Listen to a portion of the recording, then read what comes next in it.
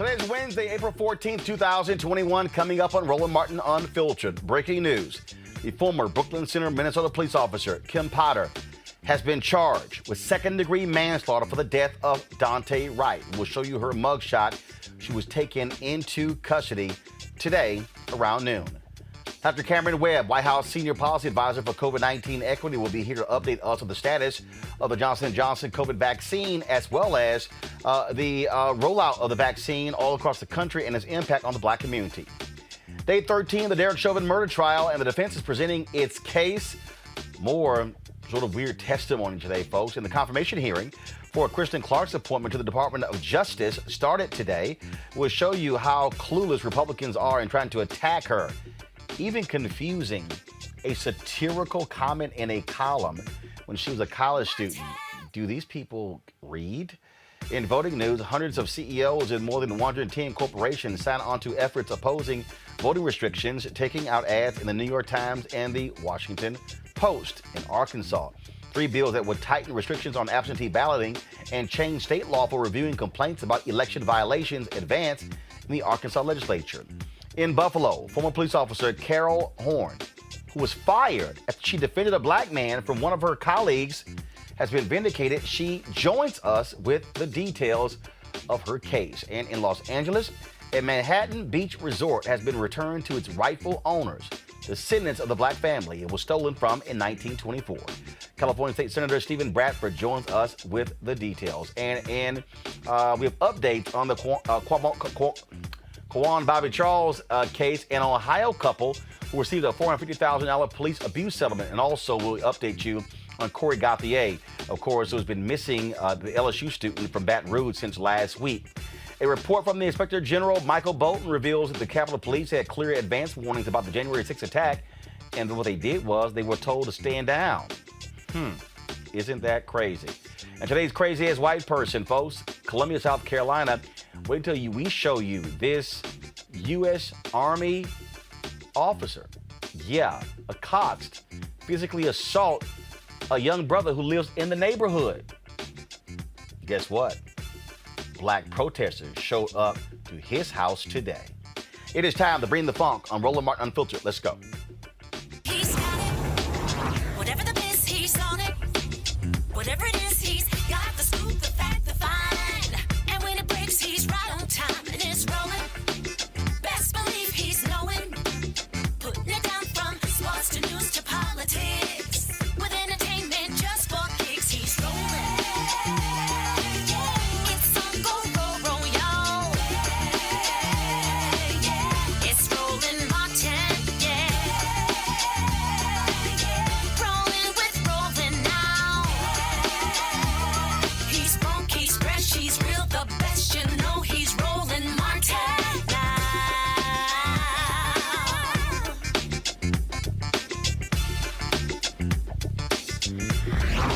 Martin. By next week, President Joe Biden said every American should be able to access a COVID vaccine. What is happening with the rollout in black communities? Let's now talk about this with Dr. Cameron Webb. He is a member of the White House Senior Policy Advisor for the COVID-19 Equity Panel. Glad to have you back, Dr. Webb. First of all, the decision to halt the administration of Johnson & Johnson shot out of precautions because of blood clots was announced on yesterday. Any belief that that's going to slow down or somehow cause people to have second thoughts about getting a COVID-19 vaccine? It's the reason that some people are going to have some new hesitation because of it. And I think that that's reasonable. A lot of the folks who haven't been vaccinated yet, a lot of the folks who are waiting, it's because they have questions about the safety and the efficacy. But what I want to focus in on is the fact that the CDC, the Centers for Disease Control, and the Food and Drug Administration immediately acted and said, well, let's pause while we're investigating this and looking a little bit closer. So if anything, it should really make people feel more confident that this government is focused on the safety of the American people, focused on saving lives, keeping people safe. Because otherwise, we wouldn't have acted so quickly to make sure we say let's take a pause, let's take a look at what's going on here and get to the bottom of it. I think it definitely should instill some confidence in the way that we're moving. We talk about the rollout now. The president said he wanted by mid to late April for vaccines to be available for all Americans. Are we close there? Have we reached that point? Well, the goal is by Monday, and I think we'll be able to reach that. I think the states all over the country have responded. They've moved up their deadlines in terms of when all adults are eligible. And I'll tell you, Roland, this is going to have a huge impact on Black communities because disproportionately we're younger. We tend to be younger and have more chronic disease at younger ages, and so the folks who are at higher risk for COVID who weren't able to get the vaccine when it was ages 65 plus, we're gonna see a lot of improvement there. We looked at some of the early numbers for states that opened up their eligibility earlier on, and we saw that it was able to close some of those gaps in terms of vaccine equity. So I think that as long as states, while they're opening up eligibility, are making sure to stay focused on some of the hardest hit, highest risk communities, ensuring that they have access along the way, this has a huge opportunity to keep a lot of communities safe, get a lot of people access to vaccine. And the broader point is that the contracts we already have, we've got 600 million doses between Pfizer and Moderna. So when people are worried about Johnson & Johnson and what that pause may mean for everyone being able to get vaccinated, we're going to have enough vaccine between Pfizer and Moderna. Part of the reason why we had contracts with different companies to have so much vaccine is in the event of something like this, where we lose some of that supply for whatever reason, we still have enough to vaccinate the American people. And so let's talk about in terms of this, the rollout. I mean, one of the things I am still hearing, African Americans wanting to get the vaccine, but still not knowing where to go, availability, all of those different things. A massive amount of money has been sent to states and local officials, and the federal government is spending. I'm seeing these commercials on OWN. I saw one voiced by Dr. Skip Gates. But the messaging to African Americans, is it actually happening? I mean, I saw there was one story, but I mean, in Maryland, they literally had a speaker on the back of a pickup truck driving through neighborhoods. I'm going, really?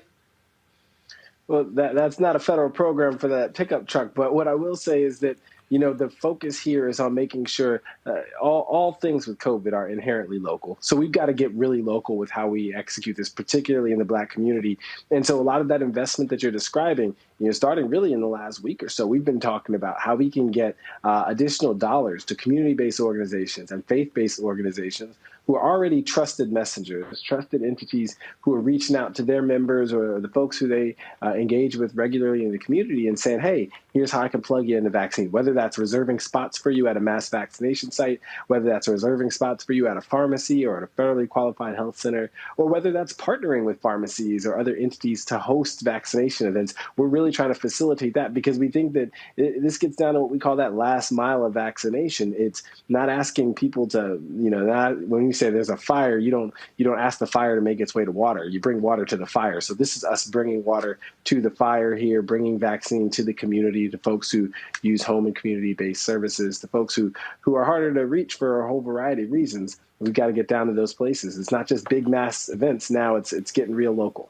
But how y'all monitoring that? Because, I mean, look, you have the efficacy, if you will, of the shots, but you want to also make sure that you're maximizing the resources and that people, the word is going out. Yeah, no, you're absolutely right. And I think that monitoring piece is so important. And so, conditional in these grants, we're saying you've got to work with these, with community-based organizations. We're telling states you have to use these dollars to work with community-based organizations or faith-based organizations. That's the condition that we're working with because we think it's that important. And so these dollars, they're not for folks to use however they see fit. We know some of these promising practices that are working in some states all over the country, and we want them to be propagated in more places. And so you're right. I think that accountability piece is going to be the key. We want states to be innovative, to be creative. We want localities to do what they know can work for and serve their communities, but we also want them to be accountable to the goal, which is making sure we have an equitable vaccine process. So far, we're not quite there. And so we're pushing the agenda. We're pushing more dollars into spaces, and we're saying you've got to work with the people who know how to get it done. That's these community-based organizations these faith-based organizations. That's really where we're going to reach the bulk of a lot of community members. But also the issue we still face is because people are not congregating, that also goes out. And so, and obviously, you know, we've been making the point of the utilization of black media is also crucially important because it's also using the voices that black people trust. Oh, that's right. That's right. That's part of why I'm talking with you today. It's because these are trusted spaces. And so absolutely the investments that we make in that public confidence campaign, we've got to focus in diverse media. We've got to connect with black media, make sure that we are engaging there, supporting it, investing there, because that's how we're going to reach a lot of important voices. And so I know we've had that conversation before. That's such an important part of the strategy. And that's something we're going to continue to push for. I'll tell you, at the highest levels of government, there's a lot of accountability and interest in making sure we're getting these resources going to diverse media. All right, then. And Dr. Cameron Webb, we appreciate it, man. Thanks a lot. Thank you. Take care. All right, folks. Let's get to today's breaking news, where the former police officer who shot and killed Daunte Wright, she is in jail, facing second-degree murder charges, which, of course, is 10 years in prison, up to a $20,000 fine. This is the mugshot of former Brooklyn Center, Minnesota police officer Kimberly Potter. Potter killed 20-year-old Dante Wright Sunday during a traffic stop. Again, she was arrested around noon. She says she mistakenly pulled her gun instead of her taser. Police have been dispatched to her home as protesters gathered outside of her house. The Wright family attorney, Ben Crump, released a statement about Potter's arrest, but also earlier today, there was a news conference that took place as well. We're going to show you some of that. This is the statement right here. Go ahead and pull it up, please. This is the statement. All right, y'all can pull the statement up, please. Thank you. While we appreciate that the district attorney is pursuing justice for Dante, no conviction can give the Wright family their loved one back. This was no accident. This was an intentional, deliberate, and unlawful use of force. Driving while black continues to result in a death sentence. A 26-year veteran of the force knows the difference between a taser and a firearm.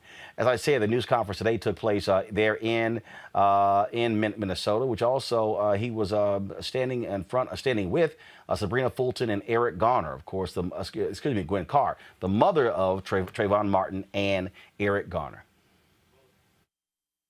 The reason why we are able to get an opportunity at due process so quickly in the state of Minnesota for the killing of Dante Wright is because of the blood of their children. It was the blood of their children who got us to this point now in America. Because remember, Leslie didn't get due process. The police officer was never charged and arrested like the officer was today. Gwen Carr, as you all know, she never got due process. Nobody was ever arrested and had to face evidence and witnesses in a court of law for choking Eric Gardner. Saquette Clarke never ever got due process in Sacramento when Stephon Clarke was killed in his grandmother's backyard.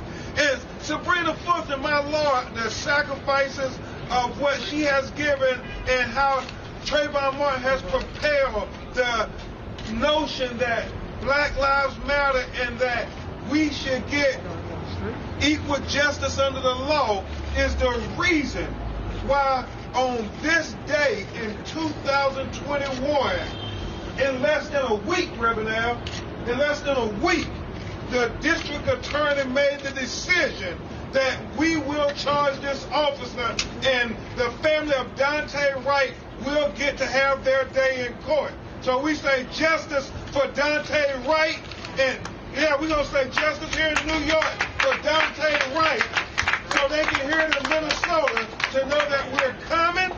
And in saying justice for Dante Wright, we're also saying justice for Michael Brown. We're also saying justice for Eric Gardner. We're also saying justice for Trayvon Martin. And we're also saying justice for Stephon Clarke. Let's pull in our panel. A. Scott Bolden, former chair of National Bar Association Political Action Committee. Robert Patillo, Executive Director, Rainbow Push Coalition, Peachtree Street Project. Monique Presley, Legal Analyst, Crisis Manager. Monique, I'll start with you to sit here to see this decision. She resigns yesterday, indicted today. It's a lot different from seeing her in a police uniform on Sunday in an orange jumpsuit on Wednesday. Yes, that's true. It's very different. Not only is it different, it's also quick. As Ben Crump said, we very rarely see this quickness around Portillo. Typically, it's a week or 2 weeks. This is. I'm trying to think back to previous cases if we've seen this indictment and arrest this quickly.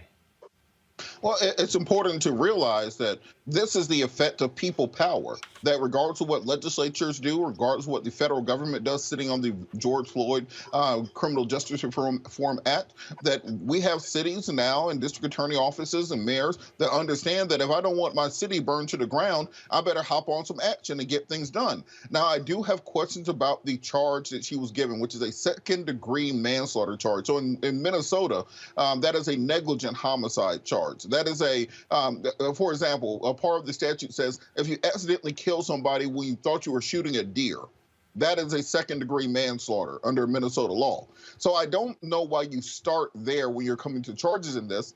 Because what we've seen since the moment the shooting took place was a PR campaign saying it was just a mistake. It was an accident. We don't have any evidence that this was a mistake. We don't have any evidence that this was an accident. I own a Glock and I own a taser. You cannot confuse the two in any reasonable person's mind. A black Glock 17 weighs about 30 ounces. A X26 taser weighs about 10 ounces. One is bright green and neon green. The other is black. One of them, you have to flip a switch up with your thumb in order to activate it, the taser, and then allow it to charge for a couple seconds. On the Glock, there's not even a safety on it, so you can fire instantly. So the idea that somehow we are going to begin by presuming that it was an accident, this is no different than killing somebody during a deer hunting accident. I do think that we have to re-examine that because we give white women the benefit of the doubt when it comes to interactions with black men. We saw this with Botham Jean, where a black man can be sitting on his couch eating ice cream, and you shoot him in his own house, and you get a Bible and a hug from the judge and a hug from the victim's brother. We saw this with Emmett Till, where the woman finally admitted years later that she was lying, and there was still no justice in that case. So I don't know why we're starting from a position of assuming the best and giving her the benefit of the doubt while destroying the victim's character in the media when he has no ability to respond because, of course, he is the decedent. We want black men in this country to have the same benefit of the doubt when they are killed as white women have when they are the killers. Scott? Boy, you got a taser and a 9mm? How you living? Oh, you down there in Georgia. Let me say this. I'm not as upset at these facts as my colleague is. The evidence that it was an accident, but you can be charged because of an accident, is that as soon as she shot him, she said, "Oh shit, I shot him." That's pretty powerful evidence that it was an accident or unintentional. Doesn't mean you don't get charged, and she got charged with manslaughter, and you had the video right there. And you had a police chief resigning, she resigned, and so you could be pretty swift and effective.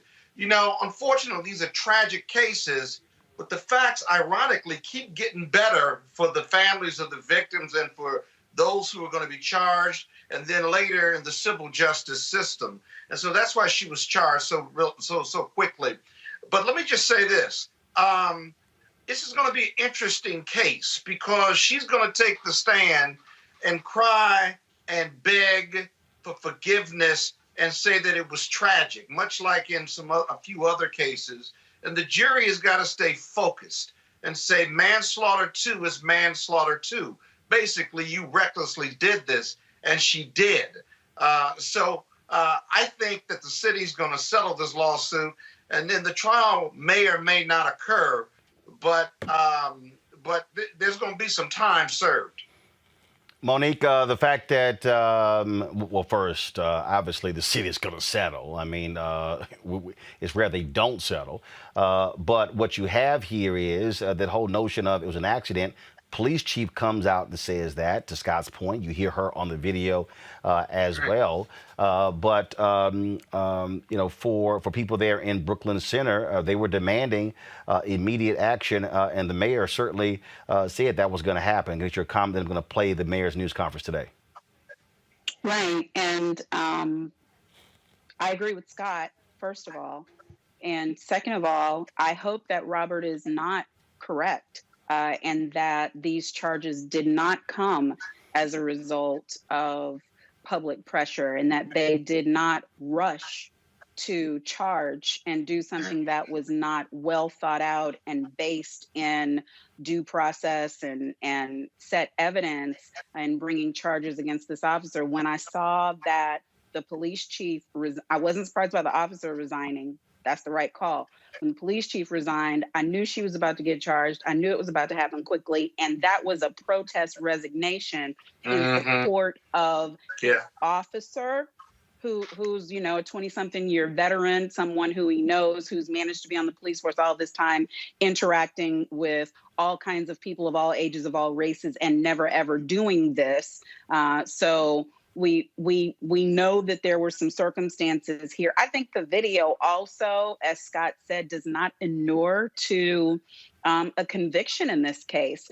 And so, yes, it's going to settle, and maybe she'll end up taking a plea so that she doesn't have to go through with the trial. But be clear, this is not Chauvin. This is not some witness who they can't even prep into finding any remorse for what was obviously some heinous action. This is a very different case, and this is going to be a witness who feels remorse, who displays remorse, likely because she feels remorse. So while, yeah, the white woman and the et cetera and the so on, the video is pretty plain. And what I'm not ready to say yet is that this person intentionally went for a gun instead of a taser. I don't have any history or background between this officer and the decedent that makes me think that kind of history was going into some malice or some extra negligence on her part. So the charge is appropriate, but what we really have to do if people want these things to change is back way up to why it's put in a police officer's hands to do these kinds of stops in the first place. So all the people who couldn't understand the propriety, the necessity of defunding the police and taking these matters out of their hands, I hope that they have a clearer understanding of it now, because the only way that we don't get to a result like this is if we did not have in the hands of an officer responsibility for low-level misdemeanors, whether it's tags or a broken blinking light or an air freshener, none of that. They should be off solving crimes, looking for hardened felons, tracking down people who have committed dangerous offenses so that these low-level stops don't turn into instances where there is the use of devices that can kill, such as a gun, and devices like a taser, which has killed people also when improperly used. So just like I said for Eric Garner almost 7 years ago, I'm going to say today, one case, one decedent, one judgment, that is not the way to effect change. Change comes across the board: community, cell block, and in the courthouse. We need all three. Yeah. Hey, Roland, real quick. You know, one of the big facts on this case that we're not talking about is she was a 26-year veteran. You know, I often say, who are we giving guns and badges to? Here, she was a 26-year veteran. How much training has she gone through recently? Well, first of all, keep in mind, she also was training rookies. Exactly. So if it was a split-second decision where she meant to use her left hand versus her right hand, there's clearly a distinction between a gun and a taser. If she just blanked out or blacked out and hadn't been in any training herself, despite her training people, that's going to be a key fact here in regard to criminality and the mens rea, and whether she could develop the criminal intent to commit second-degree manslaughter. I don't know that. But see, Robert, here's the issue she's going to have to deal with. You're the one who's training new cops. Out of anybody who should know, you should know. Well, that's not helpful. That's not a helpful fact. Excuse me 1 second. Excuse me. I said Robert. Robert, Look, go. and that's exactly my Robert point. sounds like Scott.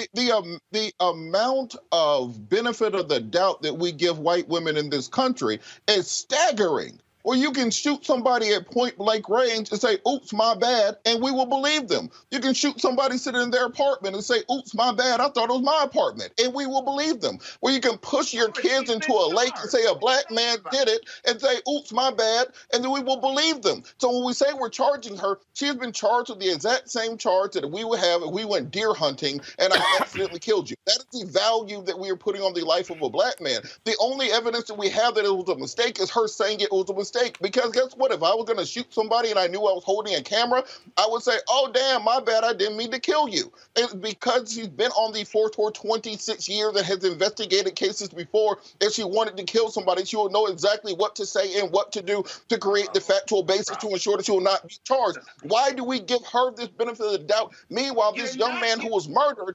is having his entire life being put on display every time that he returned a library book late. If he's put gum in little Susie's hair in kindergarten, we are analyzing that in the press. What drugs was she on at the time of this killing that made her confuse a block from a taser? Hold on.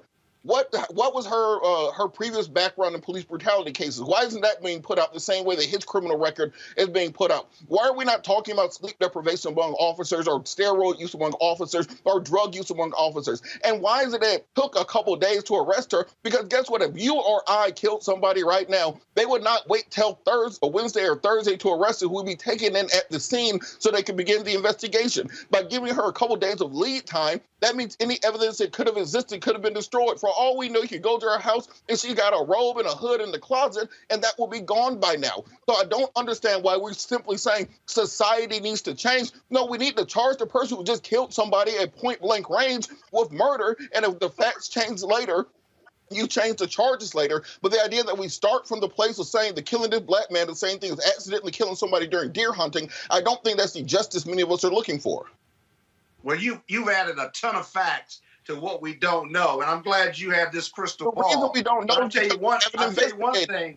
As soon as the woman shot him, rightfully or wrongfully, and it was wrong, as soon as she shot him, right, she said, oh, shit, I shot him. That's pretty powerful and definitive evidence here, whether you arrest her then or arrest her 2 days later, that, in fact, she screwed up big time. I'm not letting her off the hook because she's a white woman. She was black, yellow, or brown. She should still be charged because she's got it. Oh, remember this. She has a license and a badge and a gun to use it. You could not arrest her on the spot without some level of investigation. It's going to be a tough case. And if the facts turn out what you just added to the scenario that you don't know and I don't know, but if it is added, those facts are true, then so be it. She'll be charged. She'll be indicted for murder or what have you. But let's not hold on. Hold on. One second, Monique, then Robert. Let's not forget, it's not just what Scott pointed out that she said after the fact. It is during the action of it. Taser, taser, taser. After a threat to use a taser. Excellent and point. What you may want to calculate. And it's one thing for us to sit off here in our relative safety of ivory towers and think that on this night, 26 years into the police force, this woman decided it was her day as a white woman to kill a black man and get away with it 10 miles down from the trial of Derek Chauvin for the murder that should have been a first-degree murder charge of George Floyd. But I simply do not, based on what we have now, buy that. My obligation and what I view as our obligation, if we're sitting in the legal analyst seat, is to call balls and strikes based on the information we have from our experience in doing this kind of work. So what I can say is that in the split-second decision-making that officers make, especially those with a great deal of training, it is not the first time that Glock has been mistaken for a taser. That is the reason why they did a whole bunch of things in terms of changing the way that they are holstered, the side of the body that they are on. They have taken steps because of this type of accident. So it's not a novice thing. I am not prepared in this incident to say that she's being given the benefit of her whiteness in the fact that she's being believed, because if she was really being believed by that, we would still be waiting for a charge. I am also not prepared yet to say that there was intentionality, and if they had the ability to charge higher up the scale and they really were concerned about things being burned down in the city, we would have already gotten that charge too. So I want us all to for real take a beat and understand that there are root causes for these actions, and the root cause does not rest in one officer who may have legitimately made a mistake, and we owe it to our system of laws and to the safety of all Black men, not just one, to get at root causes and fix them. Robert? But look, at the same time, and give me a second to lay this out. One, she's been on the force 26 years. So if I wanted to kill somebody, I would know exactly what to say beforehand and what to do afterwards in order to make it look like it was an accident. I would know to say, taser, taser, taser, reach for my Glock, and then afterwards say, oh, damn, my bad, I didn't mean to do that. Two, the fact that last night they had police security who set up barriers and gates around her house before she was charged means that anything that may have been there that could have been evidentiary could have been removed in that period of time. This is why I say that it's important to charge at the scene because you can always reduce an indictment later. You can always go back to the grand jury and say we have different information now, but you can't get that time back to collect that evidence. We don't know what was on her computer. We don't know what was on her cell phone. We don't know if she had any previous interactions with the young man who was killed, who did have previous interactions in the criminal justice system. So we're giving her this supreme benefit of the doubt, starting off by saying that it was an accident when we have nothing to say that it was an accident other than her saying it was an accident. And I want Black men in this country to have the same benefit of the doubt given to them for dying as we do to white officers for killing them in the first place. So I don't know why we're starting from a place of saying it was an accident just based on her word of saying it's an accident. And then even with the charge, the second-degree negligent manslaughter, it carries a maximum sentence of 10 years. We know this is going to plead out. So now we're down to 5 years, maybe, a maximum of a $20,000 fine. Once you get into the system, she might serve 18 months for killing this young man and then be right back in our communities doing private security, working for some other firm, selling books, going on book tours like George Zimmerman, those sorts of things. So I think we have to not just take any crumbs of justice and demand the full justice for a full life that was lost. Okay, just in terms of guidelines and procedure, hold on, Scott. Just in terms of guidelines and procedure, just because she was not arrested does not mean that everything in her possession wasn't taken. In fact, it was. All right. So that's police guidelines and procedures for an officer involved shooting. She was immediately quarantined. She was immediately held for questioning. Everything that she had on her was removed from her. She didn't get to just go home and sleep and figure it out and clean the car and clean the house. That's not the way that it works. Even when she has a chilling period or cooling period where she has an opportunity to seek counsel, those things would have happened immediately. But in Minnesota, there is no such period. So same as the officers in the Floyd case were separated and then held and then taken for questioning. That's what happened with her. That's why the chief knew what was about to happen and resigned. So I just don't want, people are hot and emotional as they should be. And I'm not one of those calling for peace, peace, peace, because when people are at war with us, they can't expect peace from us. That works my nerves too. But I at least want all of the facts out there before we create some and make it more salacious and more tragic than it already is. Right. Scott, go ahead. But here's the best, real quick, here is the best fact made or point made of all of us in this discussion. Taser, taser, taser, taser. You know why she yelled that or somebody yelled that? That's to put everybody on the police side as well as the defendant or the arrestee, that I'm drawing my taser and I'm about to tase your ass. That's what I'm doing. And everybody steps back, everybody adjusts, and then she pulled it, and then she used a 9mm. That is the most powerful evidence that at least this was a reckless accident on her part. That's why they could never really charge murder, because she's telling you what she's about to do. She's giving you intent and the mindset, and she just did the opposite of it. I can't put a mens rea lay a cloak on that and make it into murder one under any circumstances. That evidence is too powerful to the contrary. So we'll have to watch closely, Roland. But this is not going to be an easy case. I think it pleads and settles. And it's a tragic case for all those involved. It really is. All right, folks, let's just do this right here to the control room. I need y'all to Skype Ben Crump right now. And so he said he can do it. So if y'all can work on that right now, get Ben Crump on Skype because I want to talk to him about the Daunte Wright case as well as what took place today in the Derek Chauvin trial. While we're doing that, this is the mayor, Mike Elliott of Brooklyn Center, Minnesota.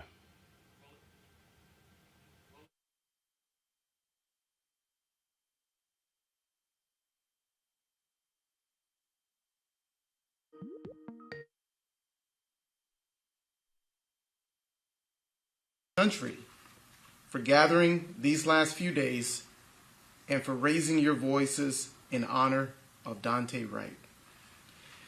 This has truly been a tragic and difficult week for the people of Brooklyn Center. And my heart is broken for Daunte's family and friends. He was taken from us and from them far too soon.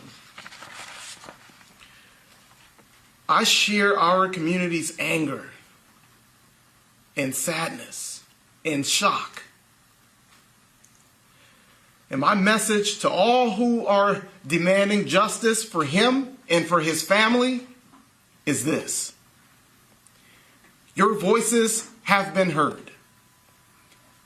Now the eyes of the world are watching Brooklyn Center. And I urge you to protest peacefully and without violence. Let us show the best of our community.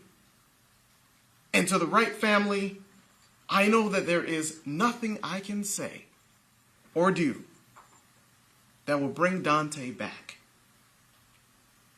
or ease your grief.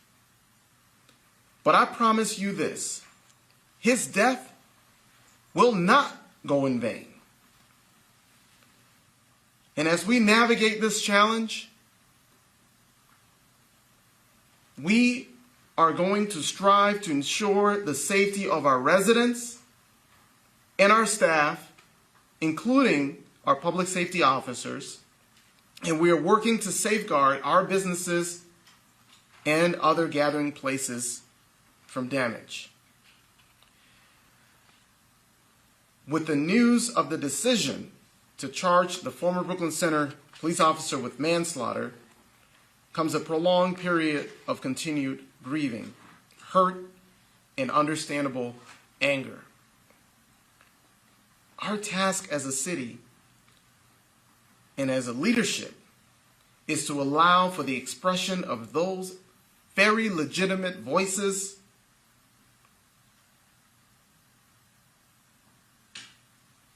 and to also create a pathway forward toward healing and renewal of our stability and strength as a community. The foundations of achieving these goals are transparency and accountability. I look forward to working with our City Council and our newly established Community Crisis Management Team and with all of our residents that find, together with all of our residents to find a way forward. And I ask the community to remain peaceful as we live through this tragic event. And I pledge my...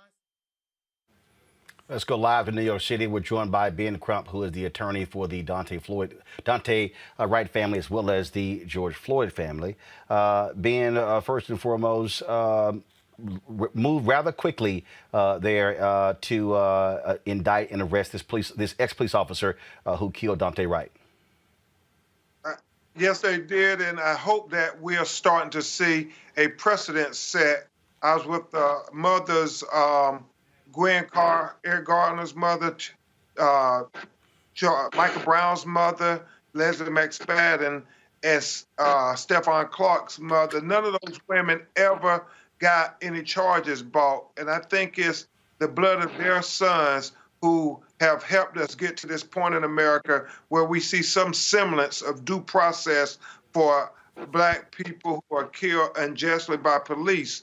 And I further think that there is still, when you think about Officer Noor, who was in that same district, that same circuit, was charged and convicted of third-degree murder when he killed a white woman in very questionable circumstances in a dark alley where others had called the police on her. They couldn't see what she had in her hand, and he shot.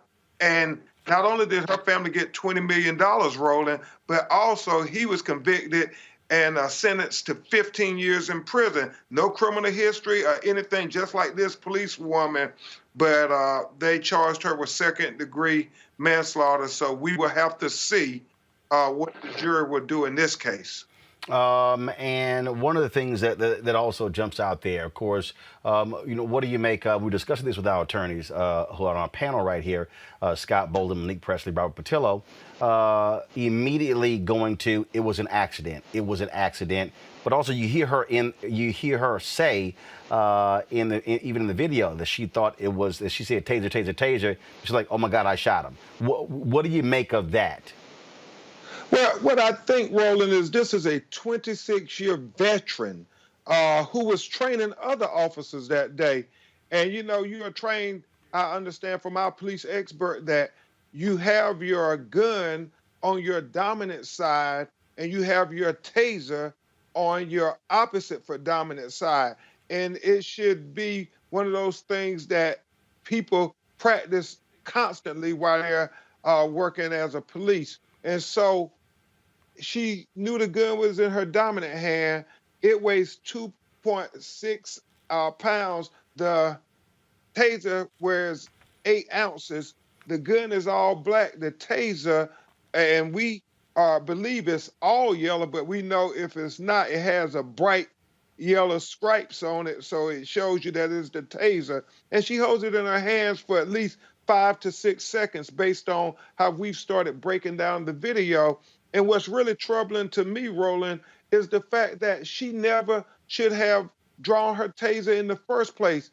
It's a misdemeanor warrant that they have out for his arrest. It was a traffic violation. They say his license on his license plate registration was expired, even though the DMV in Minnesota has sent out a directive to police that because of COVID-19, they were behind on people being able to register their vehicles. So they were giving them a directive not to pull people over for having expired tags. But I believe he was a young black man, and he was really pulled over for driving while black. We've seen some folks post videos and present information that said that this so-called warrant that was sent to him because he did not appear was sent to the wrong address. Is that true or false? Yeah, it appears to be true. He never got the warrant, and it wasn't the address that he was living in. So, and also, and he had showed up to court every other time since he had been charged with this crime. And we've heard, first of all, again, people putting all kinds of stuff out there. Have the police stated, have they told the family specifically why Dante was stopped? Was it because of the air freshener? Other people saying, oh, he had a warrant. Well, first of all, they didn't know that until actually they stopped him. So what have they said is exactly why he was stopped in the first place? Roland, as your great panelist Monique, as well as Scott Bolden know, often they start to try to justify things and re-engineer justice. They are trying to talk all about this warrant, but at the time they stopped him, they said it was for an expired license. And then they started to say, oh, well, you have an air freshener hanging from your rearview mirror, and that is a violation in the state of Minnesota. And so it was almost as if this training officer who was training these officers how to do their job was training them to do the most when it's a marginalized minority, engage in the most oppressive and excessive discretion that you can use against these black people. What I still come back to saying it was about driving while black, because we know most times they stop white motorists for traffic violations. They give them the traffic ticket and let them go on their way. And I know personally, it is within the police discretion. When you have a misdemeanor warrant out, you can give them a notice to appear. You do not have to arrest them, but seems like they do the most when it's black people. But you say that they were instructed by the DMV because of COVID, and because there were issues there, not to stop folk for the very reason. There was a memo that they sent out from DMV saying there are many people who could not get their registration renewed because of COVID, and they may have expired. So they said there are going to be a high number of expired tags. That's what the directive said. Now, I guess it's within the police discretion that they still can stop and arrest you, but we know that DMV memo went out to all police agencies in the state of Minnesota. All right, then. Actually, last question for you. Today, you had the confirmation hearing of Kristen Clarke. She has been targeted by the right wing significantly. Just your thoughts on what it would mean for her to be confirmed to run the Civil Rights Division of the Department of Justice. You know, when you think about Dante Wright being killed within 10 miles from where Derek Chauvin was on trial for George Floyd's death, which I think is one of the most consequential civil rights, police excessive use force matters in our time. And this still is happening. Now more than ever, we need a strong Justice of Department of Justice, and we need a strong civil rights director there in the Department of Justice to enforce the equal protection laws for marginalized minorities. So we got to fight for this sister. We can't let them kick her out like they have kicked so many women of color out just because they choose to stand up for us. All right, Ben Crump, we surely appreciate it, man. Thank you so very much. Hey, thank you, Roland, always. All right, thanks a lot. Folks, again, today, more testimony by the defense put on in the trial of Derek Chauvin. Here is a roundup of what took place today in the courtroom. Good morning, sir. Good morning. You understand, Mr. Hall, you do have a Fifth Amendment right not to be compelled to incriminate yourself. Do you understand that? Yes. All right. And you understand that applies even when you are not one of the parties to the case, but when you're a witness in a trial. Do you understand that? Yes. You understand that your attorney, and I'm sure they have given you advice about whether to invoke your Fifth Amendment right against compelled self-incrimination. But ultimately, it's your choice. You understand that? Yes, sir. All right, and you'll have to speak up just a little bit, and I'll turn up the podium. There we go. You understand this is your choice, so you could disregard the advice of your attorneys if you wanted to. Yes, sir. Knowing all that, you've had a chance to look at the questions that were proposed by both sides? I have. Would you be willing to answer those if I were to put you on the stand and swear you in as a witness? No, I am not. Okay, and why would you not answer those? I'm fearful of criminal charges going forward. I have open charges that's not settled yet of my personal stuff. So basically you are invoking your Fifth Amendment right against compelled self-incrimination? Yes, sir. All right, thank you, sir. You can have a seat. Did you form, in your opinion, to a reasonable degree of medical certainty, what you thought was the principal cause of Mr. Floyd's death? Yes. And what is that? Cardiac arrhythmia due to hypertensive atherosclerotic cardiovascular disease during restraint. Are you suggesting that though Mr. Floyd may have been in cardiac arrest, there was a time when he may have been revived because he wasn't dead yet? Immediate medical attention for a person who's gone into cardiac arrest may well reverse that process, yes. do you feel that Mr. Floyd should have been given immediate emergency attention to try to reverse the cardiac arrest? As a physician, I would agree. Are you critical of the fact that he wasn't given immediate emergency care when he went into cardiac arrest? Yeah, as a physician, I would agree. How would you classify the manner of death? So this is one of those cases where you have so many conflicting different manners. The carbon monoxide would usually be classified as an accident, although somebody was holding him there. So some people would say you could elevate that to a homicide. You've got the drugs on board. In most circumstances, in most jurisdictions, a drug intoxication would be considered to be an accident. He's got significant natural disease, certainly the heart, paraganglionoma. You can certainly consider it as a potential exacerbating process, but I wouldn't put it at the top of the list there. So he's got a mixture of that. And then he's in a situation where he's been restrained in a very stressful situation. And that increased his fight and flight type reaction, and that would, during restraint, would be considered a homicide. And you put all of those together, it's very difficult to say which of those is the most accurate. So I would fall back to undetermined in this particular case.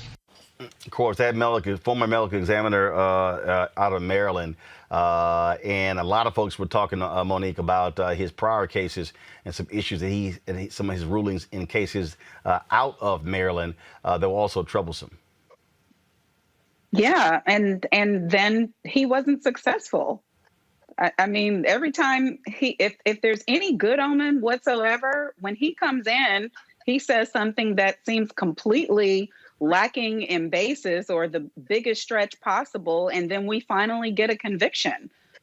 So today was no different. And you see, I mean, he folded under cross-examination. So even if he's stretching and talking about these comorbidities and pre-existing conditions and et cetera and so on, it was still very obvious that he had to say that it happened when under restraint by police. And then under cross-examination, he had to concede that if they had stopped killing him and started trying to treat him, he had a chance to live. Scott, 30 seconds. Robert, 30 seconds. Yeah, I disagree with Monique. I think he was thoughtful, whether you like what he said or not. He did the FBI role to the jury. He was quite credible. And his conclusion that you couldn't determine what the cause of death was is more than enough to raise reasonable doubt on the minds of the jury. We'll have to see how the jury votes based on his testimony. Robert, I understand that expert witnesses in many cases. Often you can buy an expert to say whatever you feel like that expert needs to say. That's one of the parts of the judicial system that need to be reworked between forensic experts and expert witnesses. You can basically shop around and find someone to say exactly what you need to say to prove your case on either side. All right, folks, let's now go to Buffalo. After a 15-year battle with the city of Buffalo, New York, Cariol Horne will be getting her full pension and back pay. Folks, check this story out. This is unbelievable. In 2008, Horne was black, was fired for stopping a white officer from choking an unarmed black suspect. She was fired.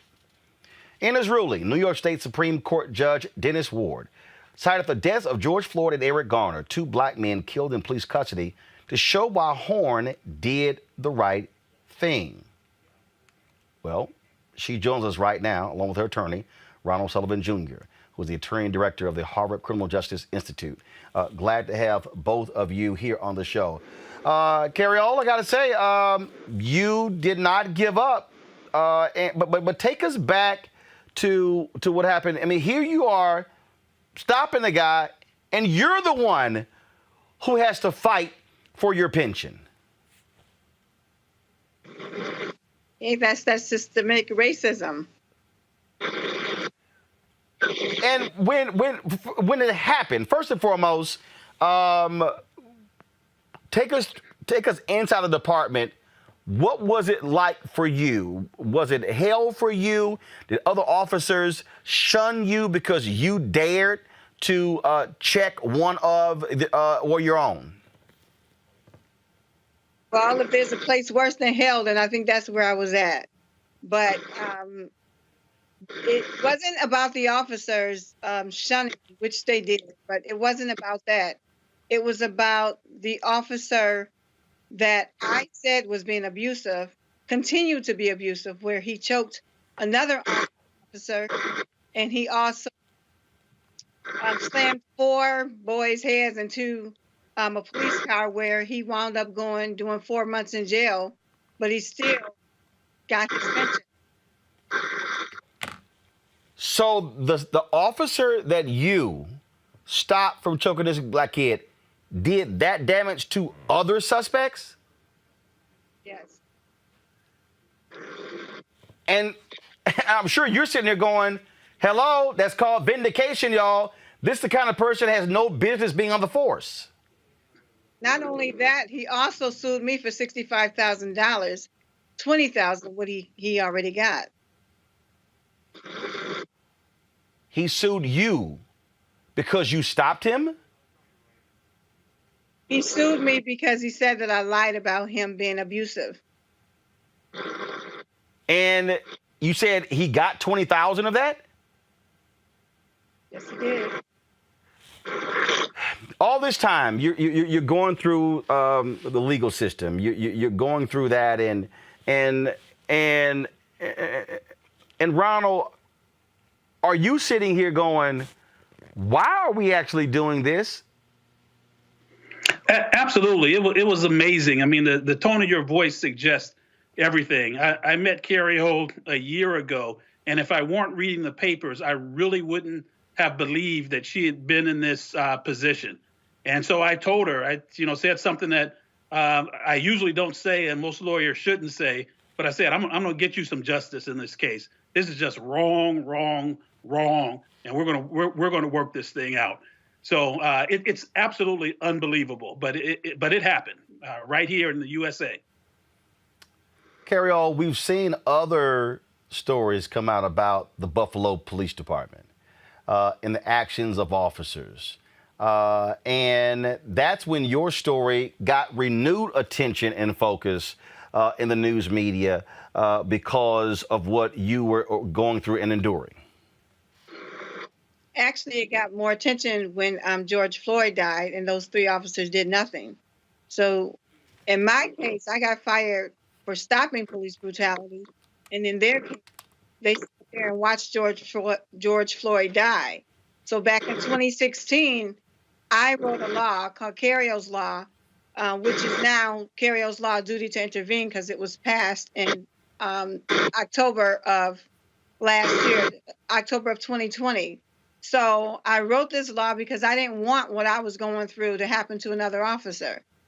So in the meantime, you have those 3 officers standing there watching George Floyd die. So when that happened, that's when it came to a head. And that is when we pushed for Cariol's Law to be passed. This cop, Greg Kwiatkowski, I guess his name is pronounced. The incident took place in 2006, and you've said before, repeatedly, that had you not intervened, Neil Mack would be dead. Neil Mack could have been dead. Isn't this also part of the issue, and I've heard this from other black police officers, the refusal to step in? They see wrongdoing taking place, and that blue line just sort of creates this paralysis of, let them finish. I mean, we've seen there was a brother who was slammed up against a fence by a cop in Los Angeles, and the cop is viciously beating him, and the 2 other cops are just sort of standing there watching it happen. I mean, we see this over and over and over again. Just this fear of saying, man, chill. It's rare to see.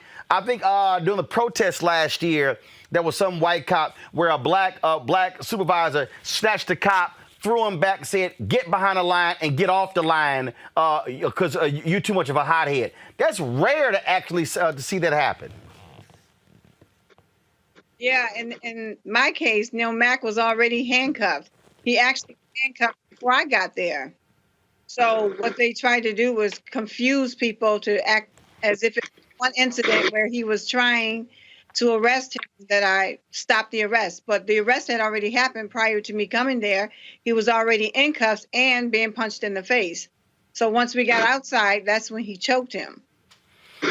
I'm really confused here, Ronald, because when Cariol talked about having to pay the $65,000, I'm reading this story here where it says, in 2011, a judge found that Horne's lawyer made 8 statements considered defamatory and false, including one that said, quote, "saved the life of a suspect who was already in handcuffs and was being choked out by Officer Greg Kwiatkowski." I'm sorry, that was defamatory and false? Well, that's what a court ruled. Now, be clear, I wasn't the lawyer back then, but that's what the court ruled. And if you think about it, we're in a very different territory and era now where cell phones basically show and prove that what black folk have been saying for a long time actually happens day in and day out. What happened then is the courts simply didn't believe Cariol, didn't believe that an officer would have someone in a chokehold while they were in handcuffs and under arrest. And it wasn't until years later that he was arrested and served jail time for another instance of abuse. So it was a defamation case, and she lost that case. It's really unfortunate. But her team is here now. My colleague at the Harvard Law School and the Kirkland and Ellis law firm, we are together representing Cariol, and we'll vindicate her interests across the board as best we can. Cariol, final question here. You were fired months before being eligible for that particular pension. For our folks who don't understand what that means, a lot of people don't realize. So first of all, how long were you on the police force? 20 years. You're on the police force for 20 years. And so that pension is what? Because it goes back. So you would have been receiving how much a year for the last 11 years? Well, the pay has gone up from around $60,000 when I got fired. So it's gone up since then. So that means that's what you would have gotten each year for the past decade? Base pay. That doesn't include overtime, court time, or any other time.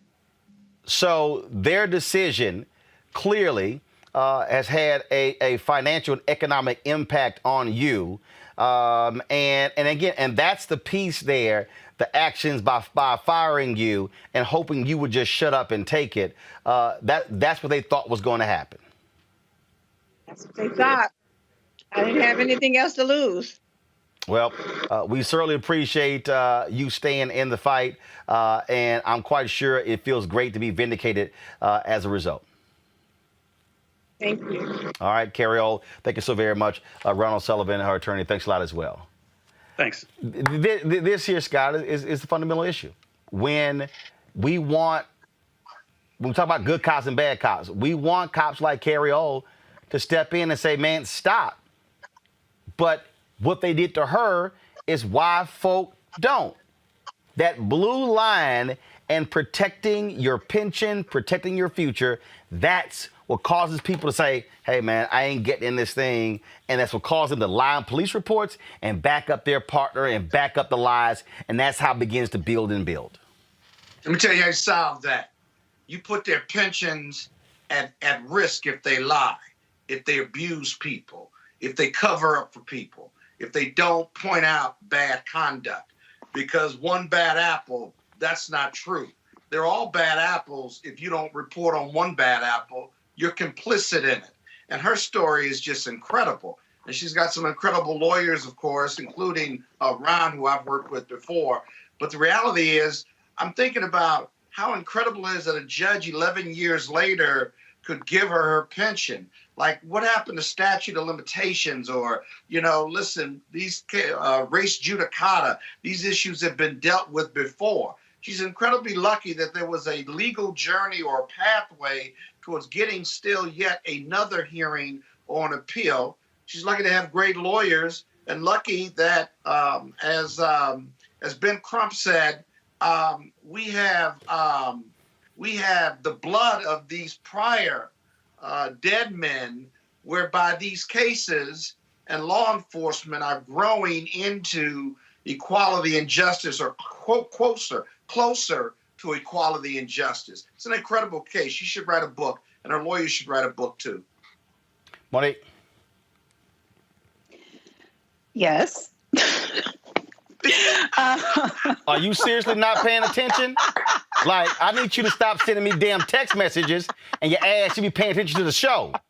She answered your question. If you stop focusing on the last conversation and focus on this one right here, you put me busted on television. Robert, your thoughts. This is why it's so important. One, I'd like to mention that Ben Crump agreed with me, just so we all understand. Ben Crump agreed with me on this case. But we have to have... Put that on a T-shirt. That's a T-shirt. He didn't agree with you. He agreed with part of what you said. And look, I'm just saying, me and Ben Crump, same page. Send me some of that money when it comes. But look, I think this is why it's important to have federal thin blue line legislation. We have to have federal legislation that addresses this issue of the thin blue line that protects officers who lie and who protect the bad apples. Because the saying is, one bad apple spoils the bunch. Not get rid of one bad apple and everything's fine. So we have to have some legislation to protect people who are whistleblowers. Set up a federal hotline where officers can report the bad conduct of other officers. Imagine if any of those other officers that intervened in the George Floyd case said, hey, man, ease up, let up. It's been long enough. You had your knee on his throat. He might be alive today. Imagine if in the case of Mr. Wright, if any of those officers said, hey, just a misdemeanor stop. He's not armed. He's a kid. And so you don't need to tase him. You don't need to shoot him. I don't know any country on earth where you electrocute somebody for a misdemeanor tag violation. But in America, it's completely normal to tase, quote unquote, or electrocute somebody just because that's the less lethal method. So we have to have some federal legislation. We need to push that through. The George Floyd Act that's currently going through the Senate is a good first step. But even after that, we have to go back stronger to really protect the lives of people who have not been convicted of a crime and make sure we're stopping police from upholding the same white supremacist system they always have. All right, Robert, I appreciate it. No, Monique, you ain't got nothing to say on this topic because you were not paying attention. All right, gotta go to a commercial break right now. Yes, gotta go to a commercial break right now. We come back, we're gonna talk to Kristen Clarke hearing, and we're gonna talk about the white man in South Carolina who shoved the brother walking down the street. Guess what? Homeboy's been arrested. Oh, that's next on Roland Martin Unfiltered. Shortly after 9/11, America and its allies went to war in Afghanistan to defeat a terrorist stronghold. We accomplished that mission years ago. Trillions of dollars lost, over 2,000 Americans dead, countless Afghans dead. It's time to get out. Many presidents have tried to end the war in Afghanistan, but President Biden is actually going to do it. And by 9/11, over 20 years after the war was started, the last American soldier will depart, and America's longest war will be over. Promise made, promise kept.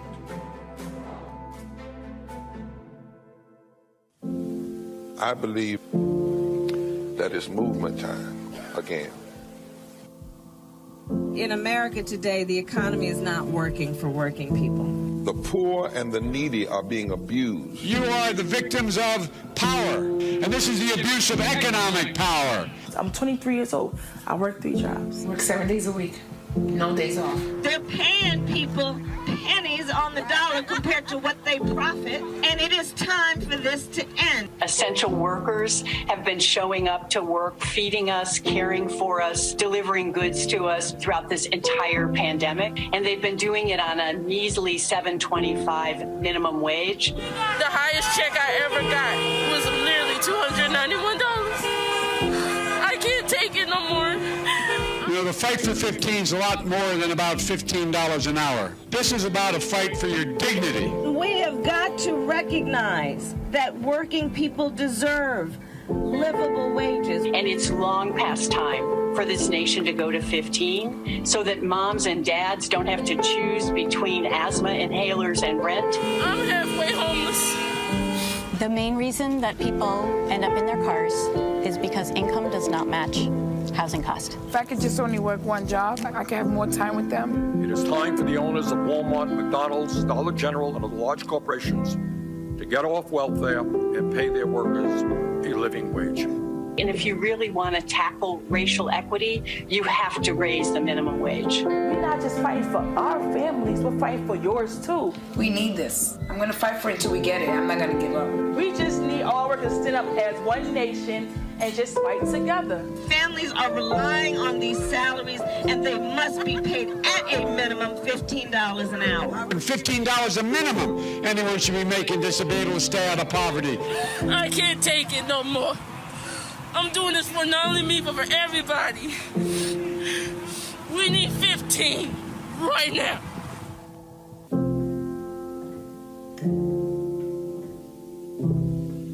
Carl Payne pretended to be Roland Martin. Holla! Hi, I'm Chaley Rose, and you're watching Roland Martin Unfiltered.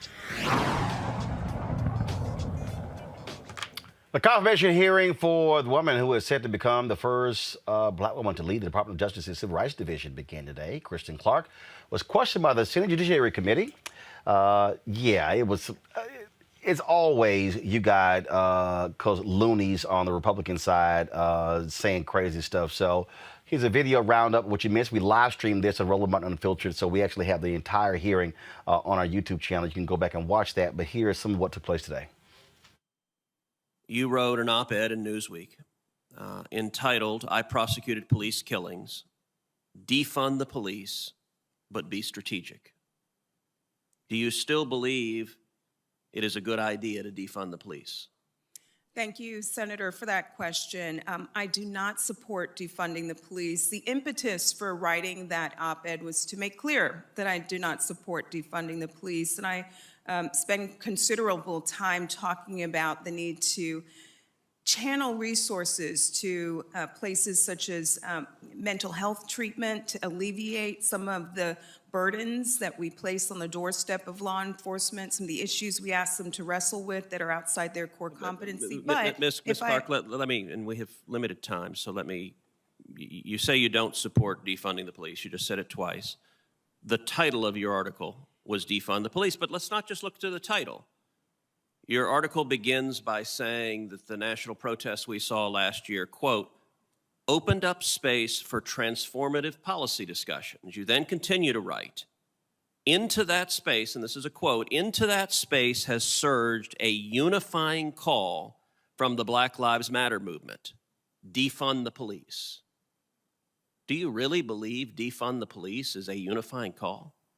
I don't support defund the police. I'm reading from your article. Do you disagree with your article? Amidst the demonstrations and protests, I wanted to provide a different perspective. I don't support taking away resources from police and putting communities in harm's way. There's a rise in hate crimes and extremism. Ms. Clarke, you know you're testifying under oath here. Please allow her to. You just said a moment ago. Senator Cruz, please allow her to complete her answers. Well, I'm not going to allow her to filibuster, so I'm going to ask a question. If she wants to answer the question that I asked, she can do so. But I'm not. She should be allowed. I hope you'll show respect to the witness. And I allow her will to show respect to every witness, but we also have limited time, as you're aware, and you've been on this committee long enough to know that witnesses, in avoiding questions, will try to filibuster on different topics. So I'm going to ask questions, and I'm going to expect answers to the questions I ask. And I understand the chairman wants to jump in and defend the witnesses, but that's your prerogative to try to do so. I will defend witnesses on either side and members on either side. We will be respectful in this committee. I hope that all members will. I hope and expect the same standard will be applied to. Yeah, Ted Cruz is an asshole. Let's go to our panel. Derek Johnson, President and CEO of the NAACP. Joy Cheney, the Senior Vice President for Policy for the National Urban League. Wade Henderson, Interim President, CEO of the Leadership Conference on Civil and Human Rights. I'm going to start first off with you, Joy. They have been attacking Kristen Clarke. They were attacking Vanita Gupta. It's abundantly clear Republicans cannot stand female civil rights lawyers. You know, you said it, I wouldn't, but hell yeah, I said it. I'll say it again. Exactly. It does seem to be that way if the shoe fits. I don't know what they're thinking. I don't know what kind of advice they're getting. It must be that works in some corners of their constituency, but it doesn't work for the vast majority of Americans. You know, women of color are a valuable part of our electorate and of the people that support them, of the people that support all of us. So why they would choose to attack them, I don't know. Kristen Clarke is the best of what America has to offer, and I was so proud today. I couldn't help but laugh, Wade, listening to Senator John Cornyn, who clearly does not know how to read the word satire. I mean, they have made this huge thing about this article, and literally it's called a joke, being satirical. I'm like, my goodness. I'm like, dude, you were on the Texas Supreme Court. You that dumb? Roland, it was a little too subtle on Kristen's character and the assault on Vanita's character. Yeah. The attack on their record, the smear that has been associated with this campaign is a reflection of the extremism that has infected the current day Republican Party. This is the Republican Party in the aftermath of the insurrection of January 6th. And these are individuals who supported or certainly didn't condemn what happened, and they're attacking two of the most well-qualified, most well-prepared, and most fearless litigators and advocates that the civil rights community has produced in years. So this is not just an assault on the current appointments for which they're being considered. This is also to sort of make them radioactive for future consideration. They won't be nominated by future administrations because of the fight that they're going through now. And we in the community can't allow that to happen. They're too talented for that outcome. Before I go to Derek, I just got to show y'all that stupidity today from John Cornyn. And I hate the fact, y'all, let me just apologize for all my fellow Texans. I hate the fact that the two biggest asses on this committee are both Texas senators. Y'all go ahead and play it. Martin Luther King famously said that he had a dream of the day when his children would be known by the content of their character and not the color of their skin. Do you agree with that? Absolutely, Senator. Well, maybe there's a misprint, but I'm sure you can clear it up for me. Dating back to your days when in school, when you seemed to argue that African Americans were genetically superior to Caucasians. Is that correct? No, Senator. That I believe you're referring to an op-ed that I wrote at the age of 19 about the bell curve theory, a racist book that equated DNA with genetics and race. As a Black student at Harvard that time, we took grave offense to this book. It was co-authored by. So this was satire? Damn, Derek. You know, if anyone can recall that period of time with bell curve, the book was outrageous, and I remember Kristen when she took on that fight. And what she did so persuasively was to get other students of that era engaged, because what was taking place was an attack on our intelligence and trying to amplify this concept of white supremacy. And she did it with great precision during that time period when we were students. Kristen, by far, is one of the most qualified individuals to be considered for this position. It is ironic to say the least that they could not find issue with all of those unqualified individuals who were being considered over the previous 4 years, and they want to come after Kristen and Vanita, who are two individuals I've known for over 20 years, and they have done excellent work They are more than competent, they're qualified, and they should be confirmed. It is immediately. And what we're really dealing with here, Joy, is we're dealing with a Republican Party that despises civil rights. They despise despise people who fight voter suppression. They love people who make up stuff about voter fraud. And really what they want to do is they want to cut the knees off of a Department of Justice under President Joe Biden because, again, what they do not want, they don't want monitors being sent into these states. They don't want aggressive actions. That's really what this is all about. That is exactly it. You hit it right on the head. They would not be fighting so hard, making such ridiculous arguments. I've been a Senate staffer. I can't believe some of these questions were put forward.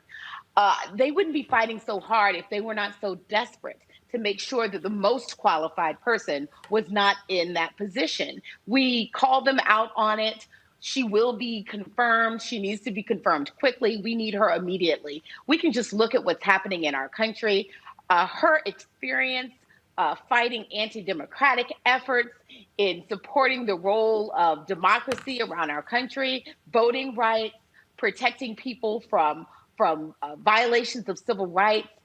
Just in the segments you've had before this evening, we need her. We need her immediately. Attorney General Garland had it right. She is just who he needs on his team. She's who we need on the American people's team, and it needs to happen immediately. One of the things that, folks, let me know if y'all have this here, Wade, in the control room, y'all have this here. And Wade, this is like really strange. So like one of the most, and y'all ain't got to say it. I ain't got no problem saying it. One of the most ignorant and bigoted members of the United States Senate is Arkansas Senator Tom Cotton. First of all, I will never forgive that simpleton for what he did. For what he did in making a black woman wait to be confirmed to be the ambassador to the Bahamas, who worked in the White House counsel's office for President Barack Obama. Yes. And Cassandra died. Yes. She died. Yes. Waiting for a hearing. Did not know she. I think it was leukemia or something along those lines. Yeah. She did not know. She died waiting to get confirmed. And Tom Cotton sat there and upheld it because he was being petty. So in today's hearing, he actually got upset with Kristen because of her comments about cops being prosecuted for killing black folks. Folks, roll it. I want to play a little bit of it, then come back to you. Go to it, please. Guys, go to my computer, please. All right, we're going to have it in a second. But Wade, go ahead and just comment on that. I'm going to play it in a second. Go ahead. Look, Roland, let me say, you're absolutely right about Tom Cotton. It hurts me to hear you say it, but it's true. It also hurts me to hear you say that the Republican Party has turned its back on civil rights, even though it is true. You know, this is the same party that helped reauthorize the Voting Rights Act in 2006. 98-0 in the Senate, and George Bush signed the bill. There was a time when voting rights were national issues and bipartisan issues. But this current Republican Party has been hijacked by President Trump and his wing, the Taliban wing of the Republican Party. So they, in fact, have become the real basis of the base of the party and where it is going on important issues. So it's not just the confirmation.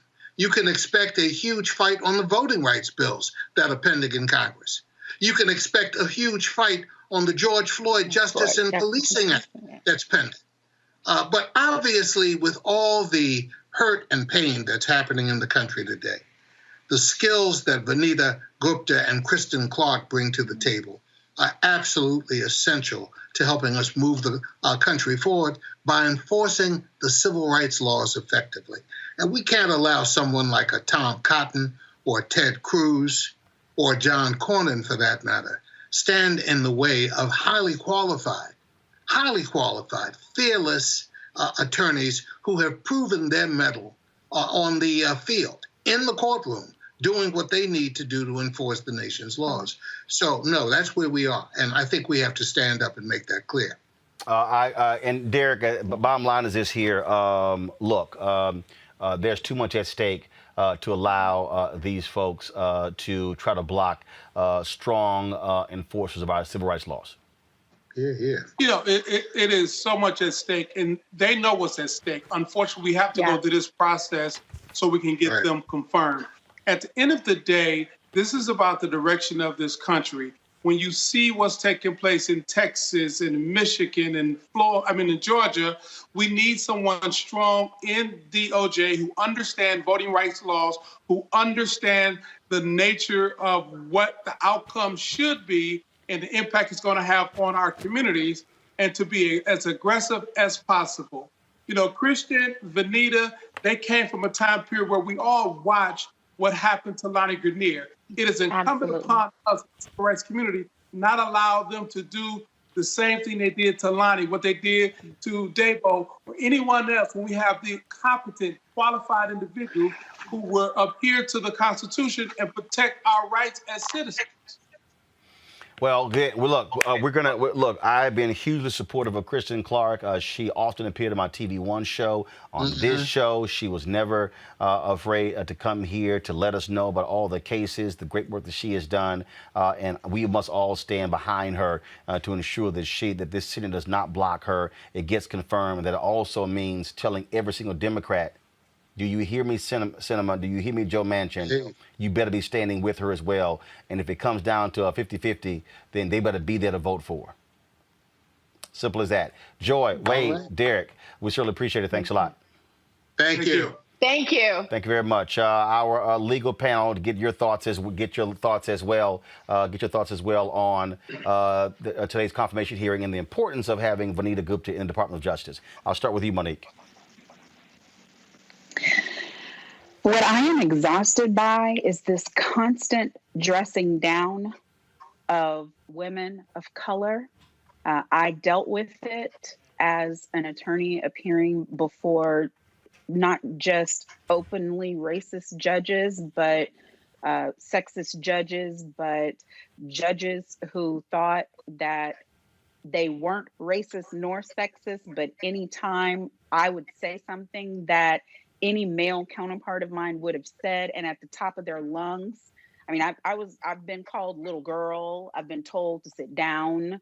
I've had to pass things on to junior associates in cases in order to do the best for a client, because I knew that the judge couldn't handle a Black woman who could stand her ground and speak and think in coherent sentences and know more law than they did. And so I was infuriated by what Kristen Clarke went through at the hands of a Cornyn or a Cruz. I know she can handle it. I know she's brilliant. I know she took it all in stride. I know she'll be confirmed.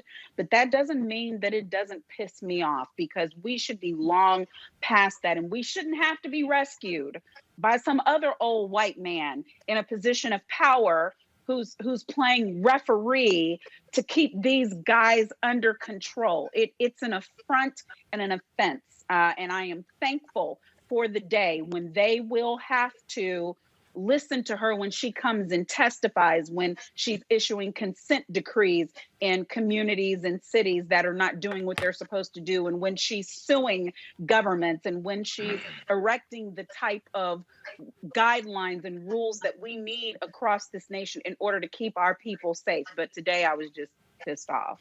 This is the clip. If y'all want to see, frankly, somebody who acts like a Proud Boy, Tom Cotton. Was Officer Darren Wilson justified when he shot and killed Michael Brown in Ferguson, Missouri in 2014?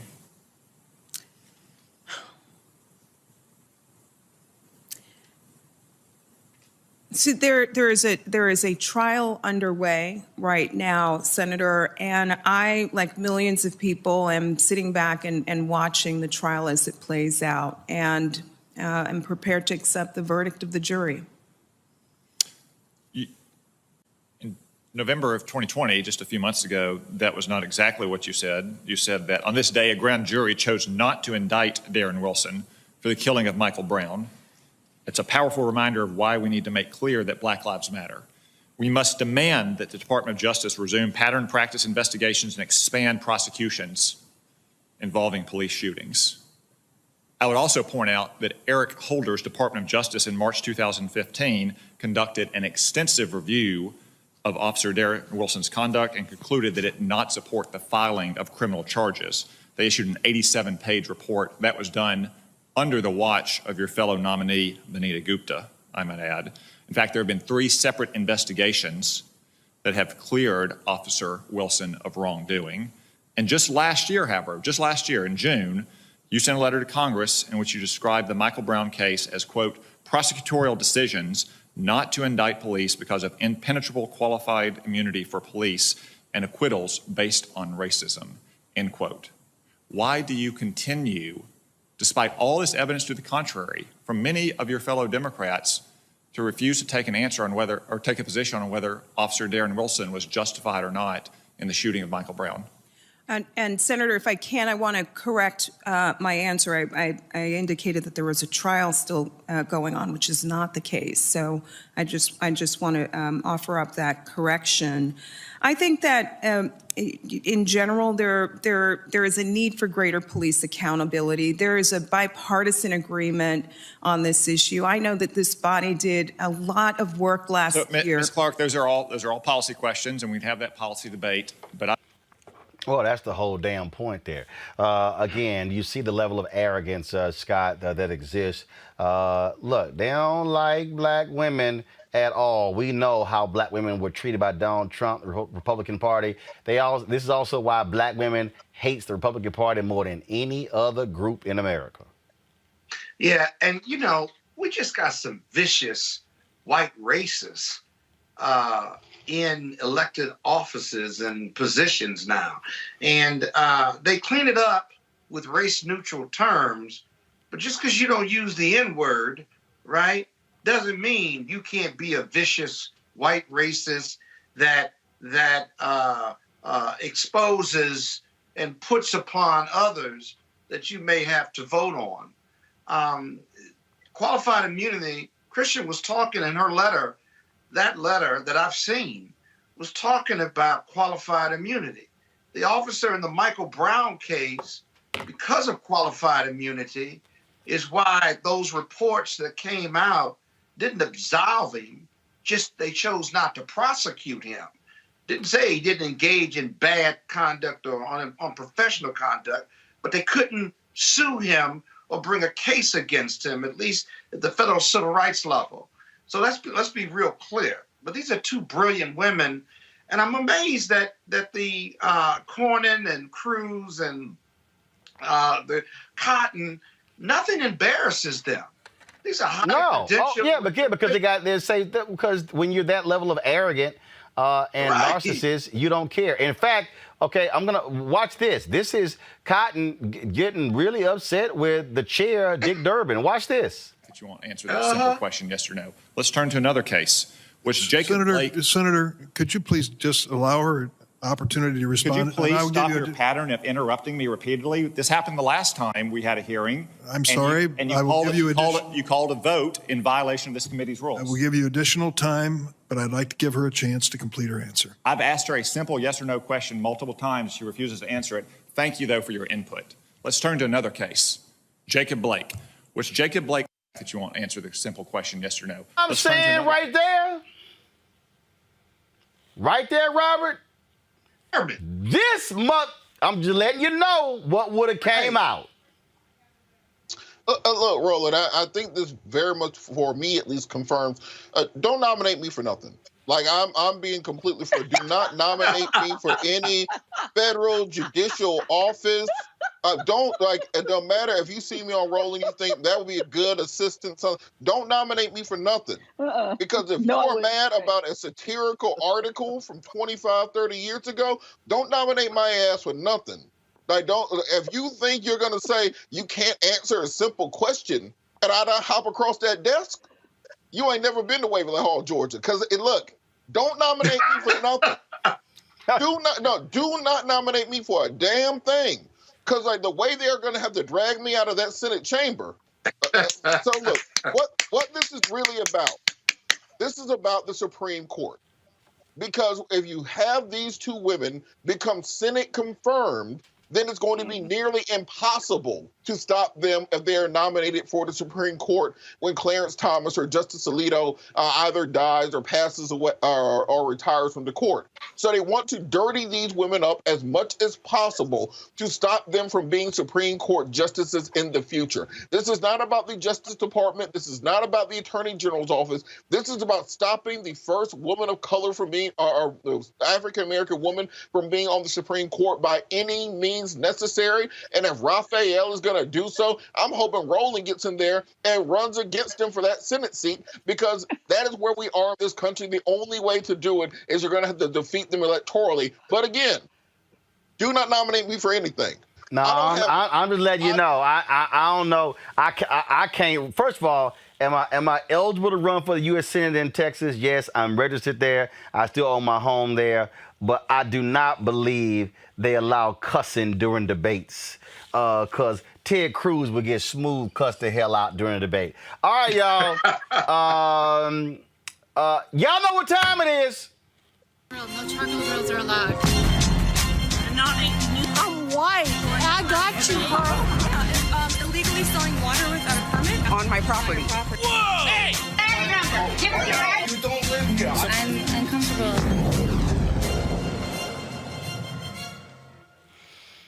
Do y'all remember the story I told y'all when I was in Houston and I was leaving out of a Walgreens and going to the Kroger, and these two white men said, "Let's go get that nigga." And I went in and I told my mama and daddy, and my dad was like, "Let's go." My mom was like, "Reginald, what you doing?" He's like, "Hey, I ain't trying to hear that. Let's go." And I was like, "Okay." And we walked into the store, and he rolled up on several groups of white men, and was like, "Is that them? Is that them?" And then we found the two, and they were like, "No, we weren't talking about your son." I'm just letting y'all know right now. Had this happened, all I'm saying is this white boy here would be having some problems. Y'all, this literally happened. Just watch this. Go away right now. Call the police. Hey, they've already been called. They're just waiting. Picking fights with who? You know what? Maybe you should hang out a little longer. We'll see how it goes. Then we won't have to get the report by ourselves. What is it you're doing here? Walking. Then walk. Okay, and that's what I was doing. She came out of the house. Well, you've been here like 15 minutes now. Let's go. Walk away. Keep walking. Walk away. I already walked away. Walk away right now. You need help? You got this on camera. I'm happy to help you. You already hit me. I didn't hit you. You just pushed me, sir. There's a difference between Pretty pushing sure you were the aggressor, buddy. You're aggressing on their neighborhood. Someone came running. Walk back. You better walk away. You walk away. You talking to my wife right now. That's your wife? Walk away. I didn't do Walk anything. away. Your wife to speak. Check it out. You either walk away or I'm going to carry your ass out of here. Dude, if you touch What do you me, want to do? You better not touch me. Or what? What are you going to do? You up on me. Let's go. Walk away. I didn't do anything to you. I'm about to do something to you. You better start walking. I didn't do anything to her. You better start walking right now. You come after me like that? I ain't coming after you. You're in the wrong neighborhood, motherfucker. Get out. Get out. I live here, sir. Where? Where's your house? What's your address? Maybe we should walk you home. Walk me home. Well, you bet. You want to bet what I can do? I live here, sir. Okay, right what's your now, you're address? harassing the neighborhood. I'm not harassing anyone walking through the neighborhood I live in, sir. Where? Check it out. We are a tight-knit community. Okay. We How take long care have of you each been other. here? How long have A you hell of a been lot living longer here? than your ass, because I How long have have you never been seen living you here? before in my How long life. have you been living here? That's Why none of does your that even business. matter to you? How long have you been It living doesn't here? matter. You know what? Get the hell out of my face. Get out of my face. You walked up to me. Check it out, motherfucker. I ain't playing with you. You either get your ass moving or I'm going to move you. You smell drunk. You want to bet? You are drunk. I'm about to show you what I can do. I would suggest that You better walk away. Walk away. Walk away. I'm walking. You keep following me, sir. There's only one way out of here. It's right over there. There's multiple ways out of here, sir. You want to bet? Walk away. Well, his ass went viral. We now know that this white man is a non-commissioned Army officer. His name is Jonathan Pentland, stationed at Fort Jackson. guess what? His punk ass got arrested an hour ago, charged with third-degree assault for shoving that young black man who was simply walking in a Columbia, South Carolina neighborhood. Okay? Well, there was a news conference today where the chief announced this guy being arrested. Y'all go ahead and roll that. At 8:30 this morning, Jonathan Pentland was arrested for assault and battery third degree in reference to the video that we've all seen. It's a very disturbing video.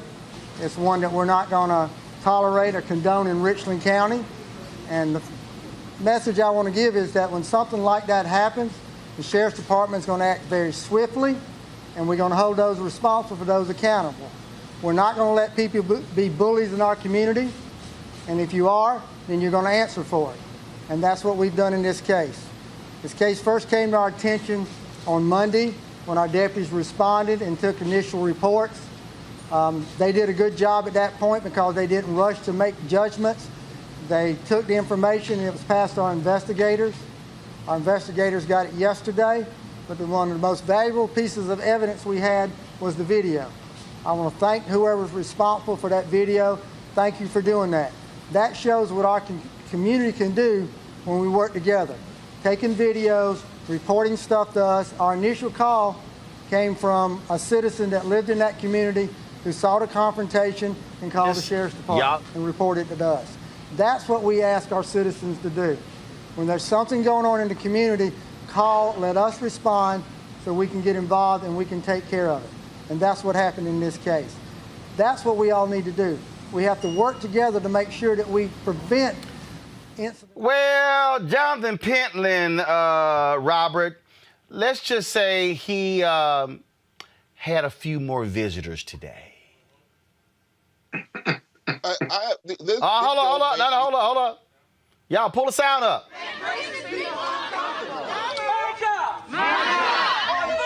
On this earth is to make racist people uncomfortable.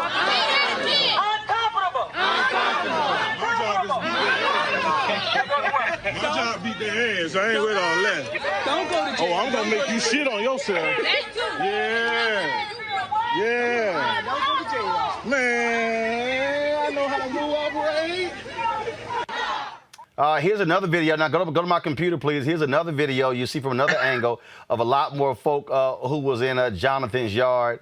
They were, again, folk said, since you want to sit here and see folk walking, guess what?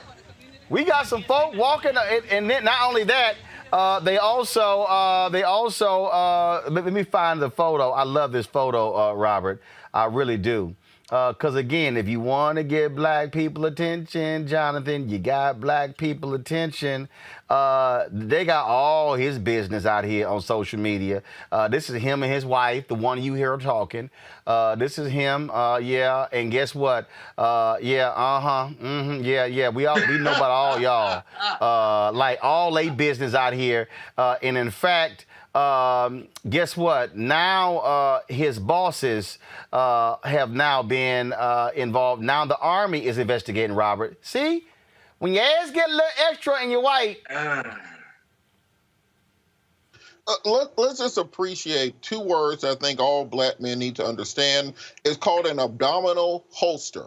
Abdominal holster. You can wear it with basketball shorts. You can wear it with slides on. You want to make sure it goes right here, even for us bigger fellas, so you have easy access to concealed carry. Because other than having a drone with you that records you 24 hours a day, or a professional film crew, the only way to protect yourself as an African-American male in this country is to ensure that you are always exercising your Second Amendment rights. Because if there was not a camera there, imagine what would have happened. If somebody wasn't standing there with a cell phone, imagine what would have happened. We have to ensure that we are protecting ourselves and protecting our communities. We are being trained, that we are exercising our rights. I'm glad that the police department did the right thing, but just imagine what would have happened if he did not have a film crew there with him between those two individuals, the drunk husband and the wife. And I can't wait for the civil suit in this case. I'm hoping this young man is able to retire off of what he takes from this man's pension. And Monique, you know what? The hits keep on coming. Because it ain't nothing like seeing who is the person over the military base where homeboy serves? Uh-oh. Meet Brigadier General Milford Biggs Beagle Jr. He's a brother. Ooh. Homeboy want to be famous, Monique. He famous. Yeah, I mean, he's famous for all of the wrong reasons. And I'd like to believe at some point we can get to the point where the person who's in charge at the base doesn't have to have the same skin as me in order for him to have a conscience and desire. Oh, no. That's just added pleasure. That's just added pleasure. But go ahead. Right. But and you know, the way I deal with law enforcement, I don't make any assumptions when the skin's the same because the output can sometimes be different than what we expect. But there are so many things that were wrong with this encounter, and Robert is right. God knows what would have happened if it wasn't for cameras, but I don't agree with Robert that strapping up would be a good solution because as far as I'm concerned, that just lands the brother in jail for whatever ends up happening that happened off camera because nobody would believe that he was actually taking the action in his own defense. So the issues are mammoth and the solutions are going to have to be as varied and as wide and as deep in scope as the issues in order for us to get any forward movement. Hey, all I'm saying is, Scott, they actually planted a Black Lives Matter sign in the front yard. And so, but the thing that here's what got me, Scott, with the video that I thought was hilarious, that they gonna demand to know where he lived. Then he said, how long y'all been living? How long y'all been here? We ain't gotta tell you. Well, I gotta tell your ass anything.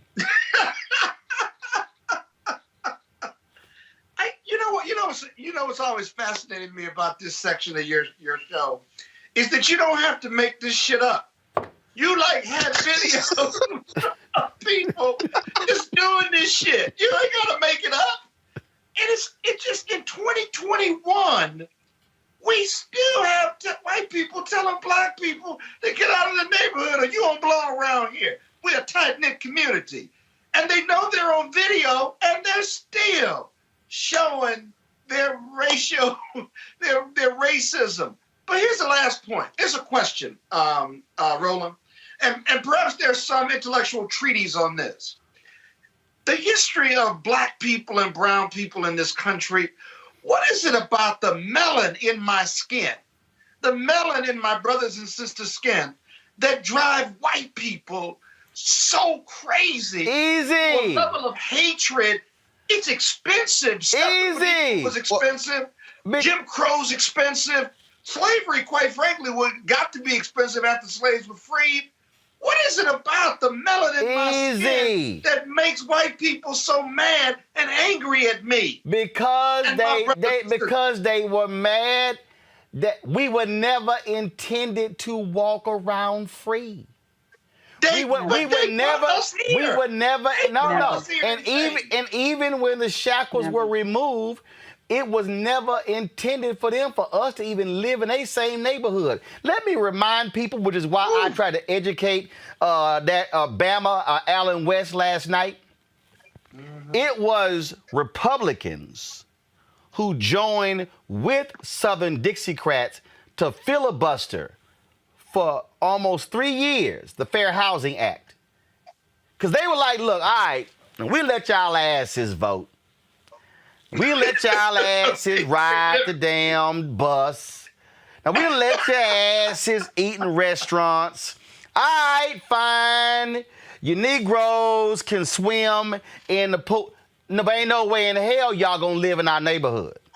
See, it didn't matter. But it was black Republican Senator Edward Brooke who brokered the breaking of the filibuster in the Senate in February of '68. It still went. And for 2 more months, the only reason the bill got passed because King gets killed. LBJ sent a letter on April 5th saying, let's pass this bill, which is what King gave his life for. So, Scott, the bottom line is, it was never It was never white America's position for us to even be able to have this conversation right now because we were supposed to always be enslaved. And that is how dare you walk what we just witnessed, where you live. We gonna walk you home. That was apartheid South Africa. Wear your papers. Nigga, wear your papers. Yeah. That's all that was. That was a slave patrol. Still. That's what that was.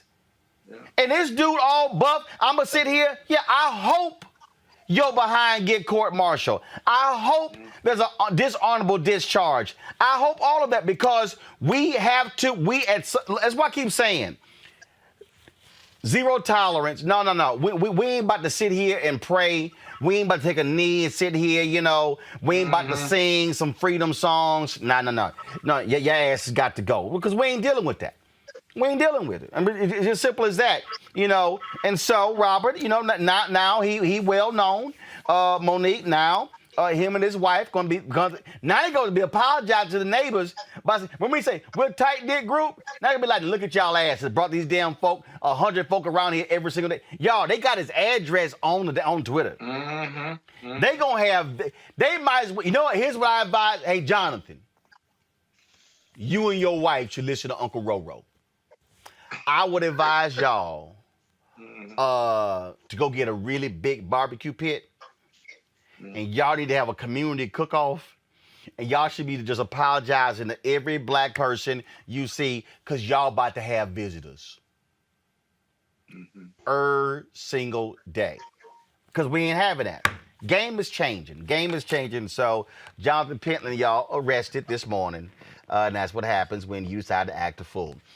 Real quick here. Saw this story yesterday, folks. First of all, I got to read this here. A Fort Jackson spokesperson did say, quote, this type of behavior is not consistent with our Army values and will not be condoned. We have begun our own investigation and are working with the local authorities. And don't forget, y'all, not only is the commanding brigadier general of that base black, so is Pentagon chief. Lord Austin. Just wanted to let y'all know that. So, Jonathan, you may want to go ahead, player, and you may want to do some backup there. All right, y'all. Let's talk about getting back what was stolen. This story out of California. Unbelievable. Nearly 100 years ago, this very valuable piece of land was taken from black people. Manhattan Beach, California. Now, that land is going to be returned to the heirs of the family. A fascinating story. My man, Stephen Bradford, he has been leading this effort. California State Senator. He introduced this particular bill that deals with this. And again, it's called Bruce's Beach.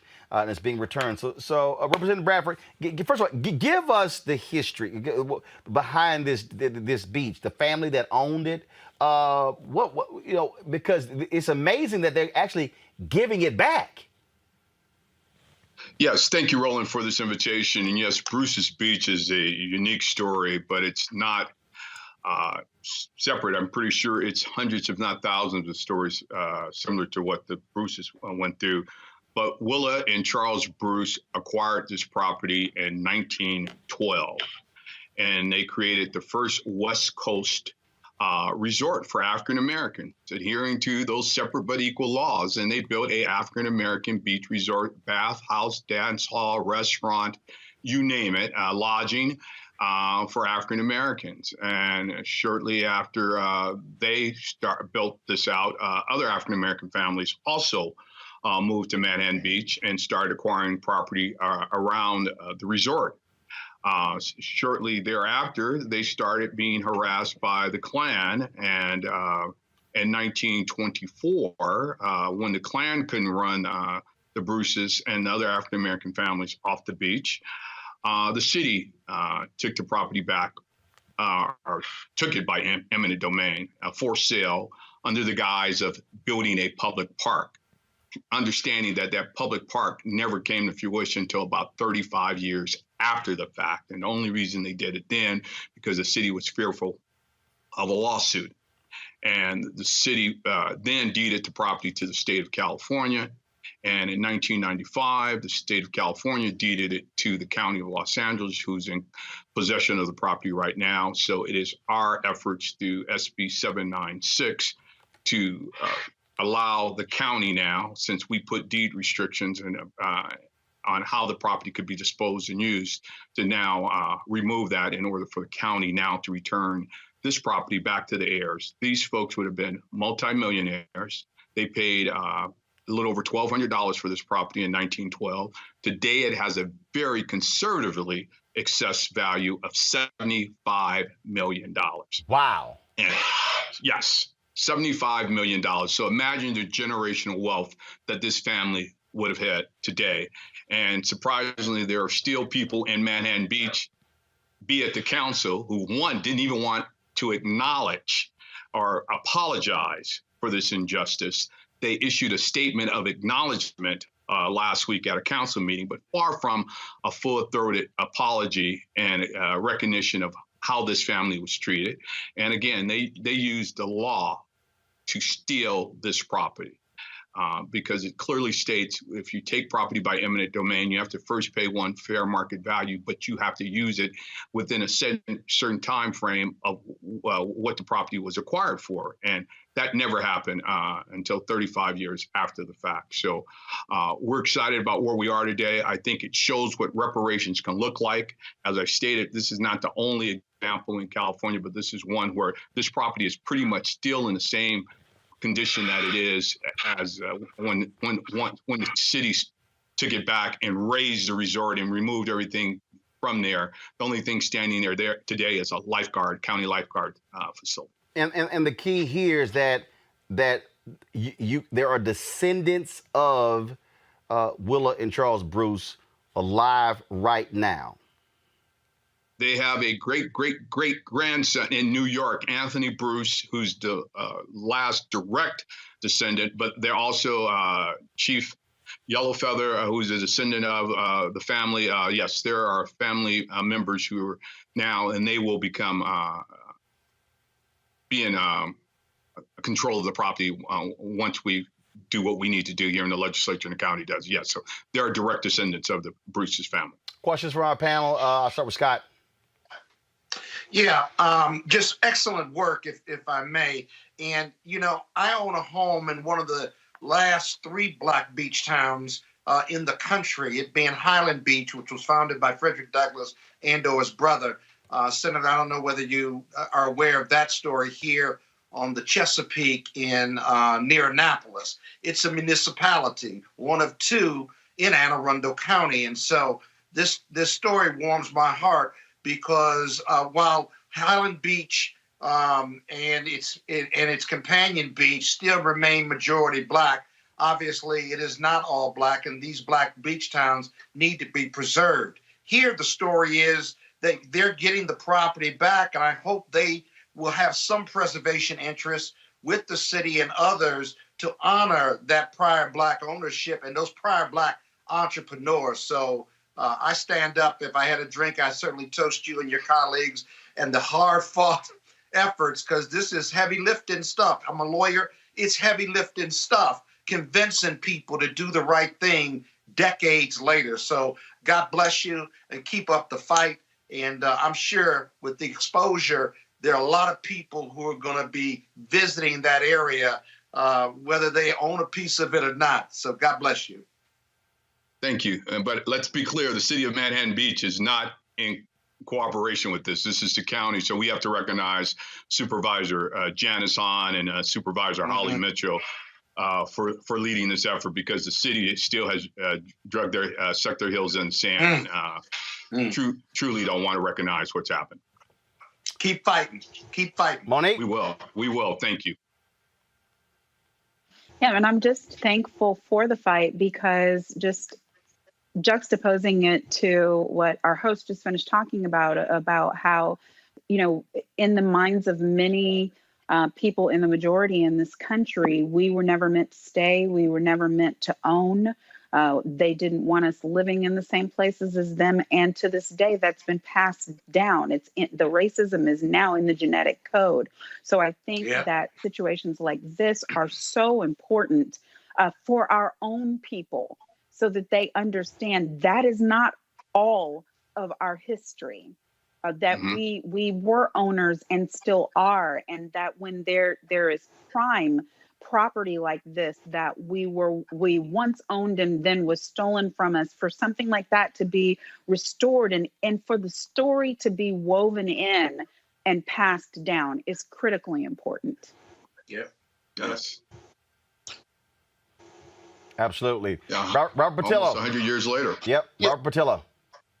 How do we replicate this effort around the country? Because right now, around the country, there are Black communities that are sitting under interstate highways that were built in the 1950s.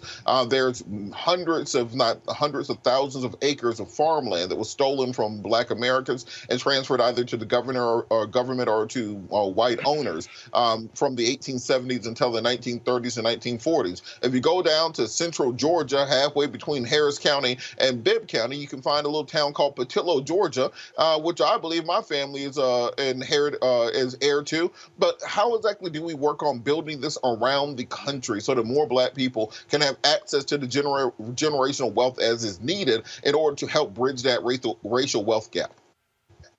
I hope this serves as an example of what can be done when you have willing elected officials who are willing to first acknowledge what happened. And again, we credit the county for acknowledging it because they're in the control of it. And then the state for what role we played, and now making sure we remove all those restrictions that were placed on this property in return. And I think, again, it's going to be an example of what we can do. We also formed the first in the country, a reparations task force. I've been appointed by the Senate President Pro Tem to serve on that. We will convene our first meeting in June, and we're going to be looking at a variety of ways and other examples of situations like this where we can show the rest of the country what reparations look like and what we can do if we're really committed to first recognizing those wrongs and bringing forth some type of restitution and some type of atonement and in correction to that, and trying to make some of these families whole. We'll never probably have the ideal situation like we have right now with Bruce's Beach, but as you stated, it's many more examples across this country that can truly follow this model. All right, then. Senator Bradford, man, great job. And I'm sure the Bruce family is appreciative. And keep us up to date. If there are any roadblocks, let us know who we need to call out. Thank you Roland, for always being a great voice for the African-American community and continue to speak truth to power. We love you, brother. Well, I'm always ready to jack some folk up. So just let a brother know. I got both my COVID shots. So I'm going to be out in California soon to take some of your money on a golf course. I'm waiting on that. You've been talking a whole lot of noise. I'm waiting on it. Bring it. Bring it. Okay. All right. Don't write some. All right. Look. I'll let you know. I take Cash App, PayPal, Venmo, Zelle, Square. I got my own swipe. So I'm just letting you know. So if you try to say you didn't make it to the ATM machine, I got other options. It'll be cash and carry right in the pocket. You don't even have to worry about it. Okay, that's cool. But I'm just saying your pocket's going to be a little lighter when I'm done with you. Okay, all right. Whatever. All right. You name your poison, and I'll pick the course. You name it, I'll find it. Hey, it don't matter. Hey, my sticks work on any course you pick. All right, man. I appreciate it. Good seeing you, man. Likewise. Take care. All right, y'all. We had a whole bunch of other stuff, y'all, but we just had too much. It was just, look, crazy white folks just acted so stupid. We just had too much stuff. By the way, the cop in Brooklyn, give me the voice shot. The cop in Brooklyn Center, she's bonded out. Someone sent me a post, I think it was $100,000 bond. So she out of jail. No word of Jonathan Pentland if he bonded out as well. So just go ahead and show that mugshot again. I just need to go. Right. Let's see. Drop the lower third. Let's see the full orange. Orange is the new white cop.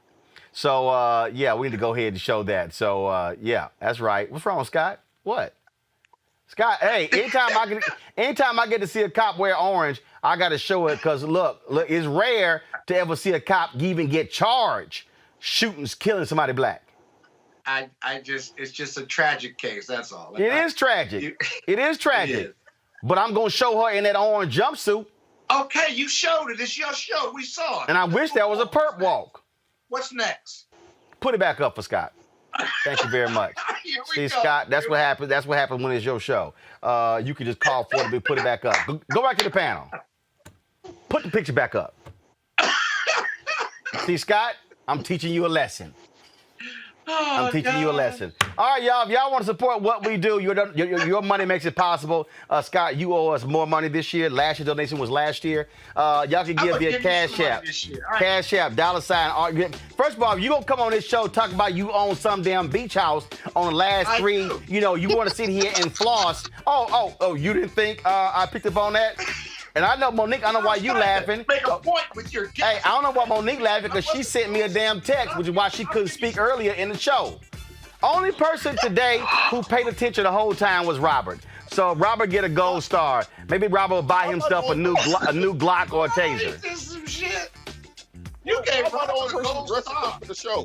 Everybody else wearing T-shirts. I'm the only person in shirt and tie. Well, we just happy your camera not crooked today. Right. And you talk. I'm wearing blue for Autism Awareness Month, so that's why I kept this on. Oh gosh. Okay. Now what, Robert? I'm with it. First of all, you should add that at the beginning of the show when your ass wasn't paying attention to my first question. But anyway, if y'all want to support Roland Martin Unfiltered, support us via Cash App, $RM Unfiltered, PayPal.me/R Martin Unfiltered, Venmo.com/RM Unfiltered, Zelle, Roland@RolandSMartin.com, or Roland@RolandMartinUnfiltered.com. Y'all can support the show. So, Scott, I'll be awaiting your cash transfer as well. So, I know you got it. I'm going to give you $10 tonight. $10 tonight. You get $10. It better be $10 every 30 seconds for 4 hours. It better be $10 every 30 seconds for 4 hours. All right, y'all. Take care of you, player. That's it. Take care. I'll have another one of our piece of interviews we did for Dad Stop Embarrassing Me, the new Netflix show starring Jamie Foxx on tomorrow's show. And some of the other stuff, y'all, we literally did not have time. Otherwise, it's going to be a 3-hour show. And so, look, that's just too much. So we got to go. So, Robert, I appreciate it. Thank you for being attentive. Scott, thank you for shockingly not interrupting people as much this week. And Monique, you're on probation. So, yes, thank you very much. That's it, y'all. I'll see y'all tomorrow. I'll represent you,